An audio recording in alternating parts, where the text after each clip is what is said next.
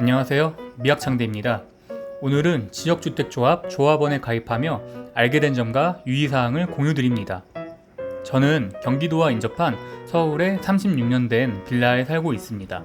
노후된 빌라와 건물이 많고 집가도 다른 지역보다 상대적으로 저렴합니다. 이러한 여러가지 요소가 반영되어 신사동 지역주택 조합 사업이 추진 중입니다. 얼마 전 지주택 사업 관련 설명회가 열렸습니다. 이 사실을 전혀 모르고 있다가 홍보하시는 분들이 집 앞까지 와서 명함도 남겨주시고 각 티슈도 선물로 주셔서 알게 됐습니다. 감사하고 궁금한 마음으로 시간에 맞춰 지주택 설명회를 다녀왔습니다. 제가 살고 있는 빌라는 신사동 지역주택조합 기존 계획 부지에는 포함되어 있지 않았는데요. 2차 합병 부지에 포함되면서 주민 동의를 구하고 있는 중이었습니다. 해당 설명회의 1차적인 목적은 지구단위 계획 수립을 위한 지주들의 조합 가입과 토지 사용 승낙서와 지주단위 계획 구역 지정 및 계획 수립 동의서 확보였습니다. 조합 가입을 위해서는 자격 요건이 있습니다. 먼저 지역주택조합이 설립된 시, 도, 군 단위 행정구역에 6개월 이상 거주한 세대주여야 합니다.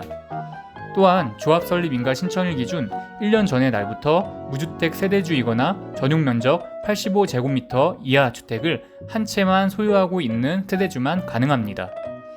토지 사용 승낙서, 지구단위 계획구역 지정 동의서 등 조금은 생소한 용어였습니다. 특히 토지 사용 승낙서는 인감증명서도 포함되기 때문에 제출하기가 걱정스러웠습니다. 법적 효력에 대한 판례를 살펴봤는데요. 토지 사용 승낙서 작성으로 조합이나 업무 대행사가 구체적인 권리를 취득할 수 없고 개발 사업 진행에 있어 각종 인허가만을 받을 수 있을 뿐이다라는 내용을 찾았습니다. 결국 지역주택조합 사업 진행 시 필요한 서류상 절차라고 보시면 됩니다. 지구단위 계획 수립은 70% 이상 주민 동의를 받아 접수를 진행합니다. 계획 수립의 목적은 지구 내 2종 일반 주거지역을 3종 일반 주거지역으로 용적률 완화를 받아 세대수를 추가 확보하는 것이었습니다.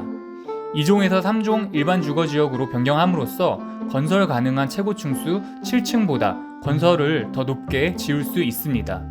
동일한 면적에 더 높은 아파트를 짓게 되면 사업적인 측면에서 더 높은 수익을 낼 수 있습니다.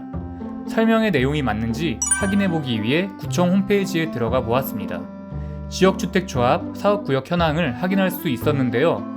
지역주택조합 메뉴에 신사동 지역주택조합이 있었습니다.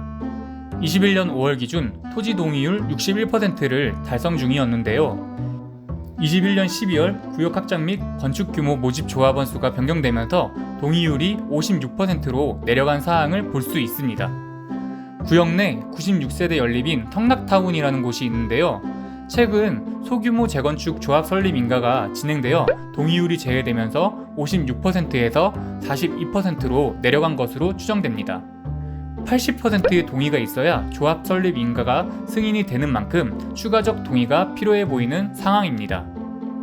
긍정적인 내용은 은평군의 다른 7개 지역주택 조합과 비교하면 동의율이 가장 높은 수치였습니다. 보통은 20%에서 30% 정도밖에 되지 않는 동의율을 보여주고 있는데요. 그중 신사동 지역주택조합의 토지 동의율이 가장 높은 것을 볼 수 있습니다.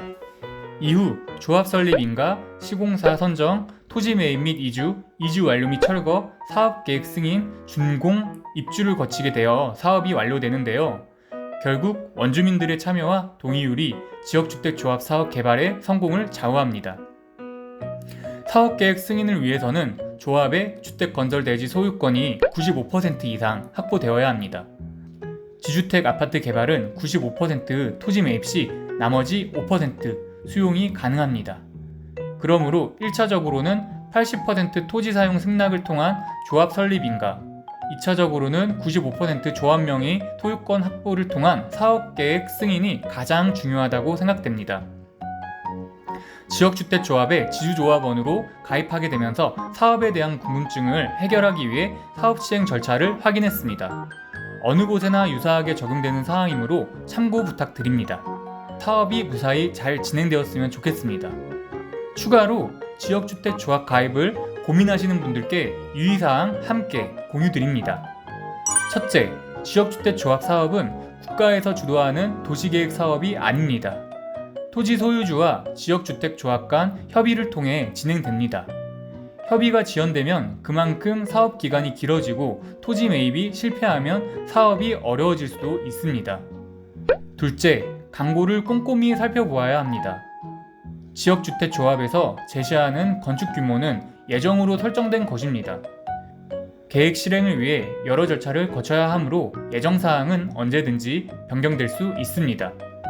셋째, 사업 추진 단계별 진행사항을 확인하고 점검해야 합니다.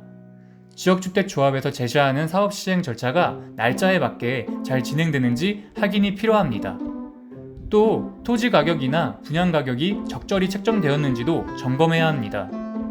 오늘은 지역주택조합 조합원 가입을 하며 알게 된 점과 유의사항을 알아봤는데요. 관심이 있으신 분들께 도움이 되셨으면 좋겠습니다. 앞으로의 지역주택조합 사업 진행사항도 유튜브를 통해서 공유드리도록 하겠습니다. 감사합니다. 이상 미학창대TV였습니다.